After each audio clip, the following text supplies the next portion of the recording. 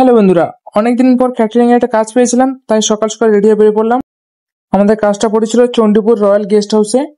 ওখানে প্রথম পৌঁছে আমরা জলের বোতলগুলো একতলা থেকে তিনতলায় তুললাম। ওখানে অনেক রকমের স্টলেরও ব্যবস্থা হয়েছিল, যেমন কফি, পকোড়া, ফুচকা, পানের। তার উপর সমস্ত গেস্টের বসার জন্য খুব সুন্দর ব্যবস্থা করা হয়েছিল। তারপর উপরে আমরা চলে এলাম, যেখানে খাওয়ানোর ব্যবস্থা করা হয়েছিল। তারপর টেবিলগুলো আমরা রোল পেপার এবং জলের বোতল দিয়ে সাজিয়ে দিলাম এবং সঙ্গে প্লেটগুলোও লাগিয়ে দিলাম। তারপর সবাই মিলে ড্রেস পরে রেডি হয়ে পড়লাম পরিবেশন করার জন্য। এরপর আস্তে আস্তে এক এক লোক আসতে লাগলো এবং আমাদের শুরু হলো পরিবেশনের কাজ। এইভাবে আমরা 700 জনকে খাইয়ে নিজেরা খেয়ে দিয়ে সবকিছু গুছিয়ে বাড়ি চলে এলাম। তারপর সন্ধ্যাবেলা আমার একটা বন্ধুর বার্থডে ছিল, তাই ওর বার্থডে সেলিব্রেট করলাম সবাই মিলে।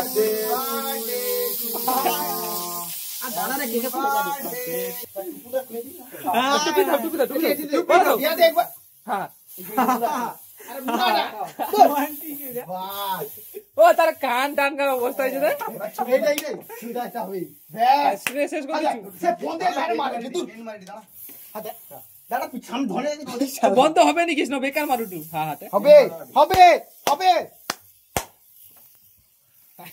তুই বন্ধ করে কাটবু এন মারা হডি হ্যাপি বার্থডে টু আরে সবই কেন কে আছিস হ্যাপি বার্থডে টু ইউ হ্যাঁ দিয়ে যা।